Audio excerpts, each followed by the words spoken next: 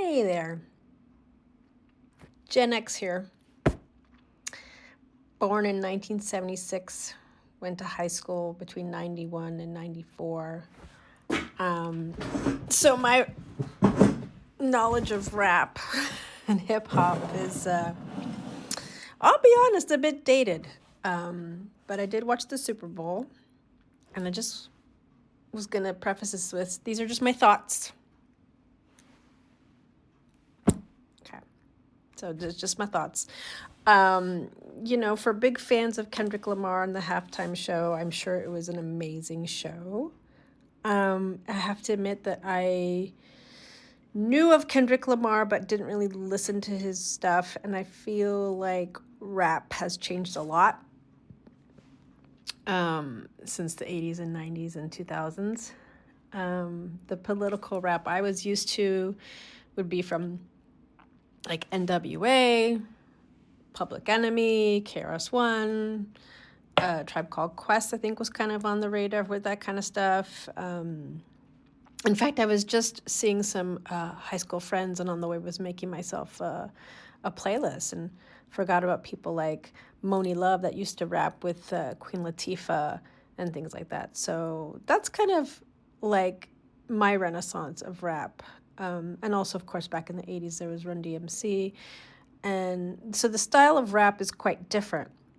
I feel like rappers rap a lot faster now, and it's like, unless you're like, bought the album, listened to it 50 million times, us older generations that may not listen to the newest rap music might not get some of the songs. So when I was watching the halftime show,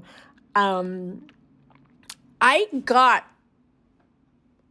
maybe not all of the physical aspects of the statements he was making, but most of them. I mean, you can't see a black Uncle Sam and not know that that's a statement. And yes, I did hear the 48 acres and a mule and saw the American flag and stuff. But for me, it just I couldn't decide what direction he was going in, because it was as if it was trying to make a political statement, but it was also like a diss on Drake, which, I mean, I'll admit I've listened to some Drake songs. I mean, I kind of like more of a pop vibe sometimes to my hip hop and dancey stuff.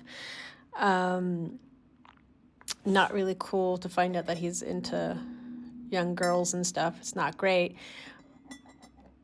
But I wasn't understanding like what the real focus of the halftime show was. So yeah, I've been watching a lot of these TikTok videos, and they're talking about how it was like a big PlayStation game, and some of the dancers or performers would go on one end and others would get separated on the other end, and da, da, da, da, and we're showing you what's happening in America. And I just like, part of me is kind of angry, because it's like, yeah, I know what's happening in America. I know what's happening in America. I think everybody knows what's been happening in America since the dawn of America. Now, the problem is that, like, I don't know. I think we definitely know that the Republican Party is a lot harsher and crazier with the stuff they want to do. But that doesn't mean the Democratic Party wasn't doing some bad stuff too, wasn't being complacent with the genocide in Gaza and stuff.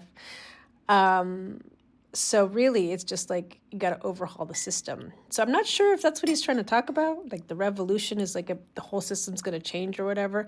I mean, that's the dream that most of us good people have been wanting forever.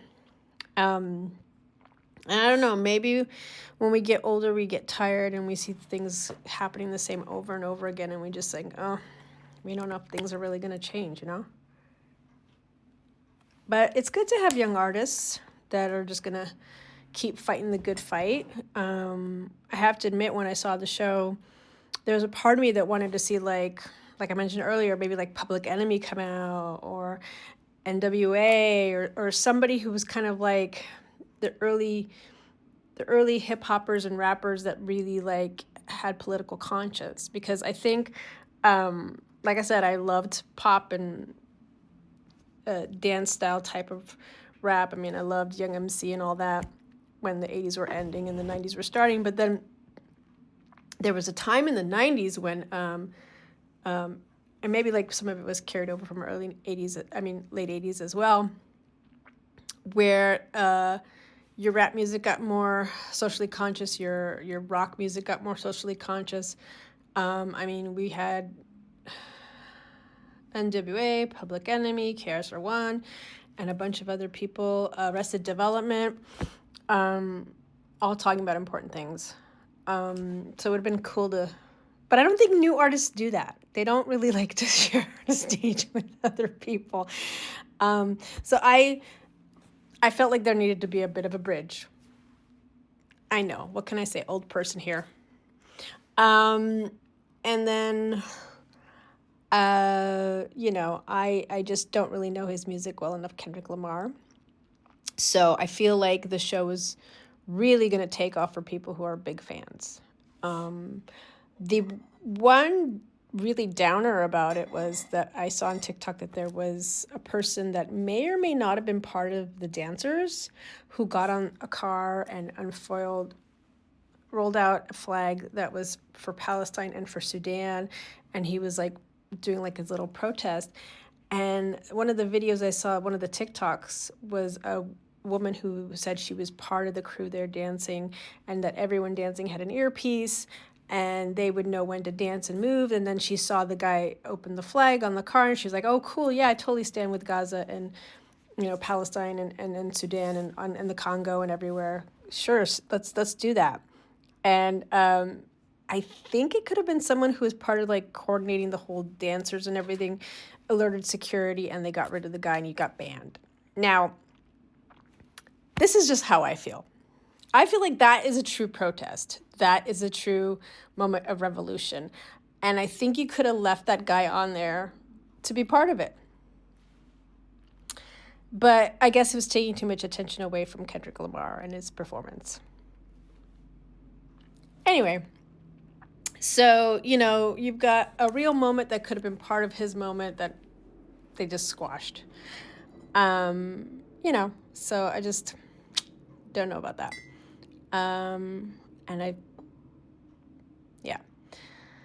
So I'm sure there's other things people loved about the performance. Like I said, I don't know his music well enough, so I was kind of not as into it probably as some people are. I got most of the references and stuff. But I think it could have been expanded. I think it could have been expanded to have maybe some people that we knew growing up, like Public Enemy or Arrested Development or KRS-One or NWA, and I don't know, somebody to represent some the fact that we've had a history of political rap that was at the forefront of pushing real knowledge, especially for us white kids who don't get the truth told to us in school. And then it just kind of went away, and I'm glad it's coming back, but I just think it's important to know your history. And a lot of the references, some of them I got because they were there in your face and some were obscure. There was a reference about him when he's standing at that corner with the light, and somebody was saying that symbol on the top of the light was like a hangman's symbol from tarot. And I'm like, okay, well, some of that stuff is embedded so deep, you have to be professionally watching it 50 times to get it. Anyways, that's my thought. Those are my thoughts. It was all right. But I guess for our most current popular generation, it's amazing, whatever the new slang will be for them. So anyways, let me know what you thought.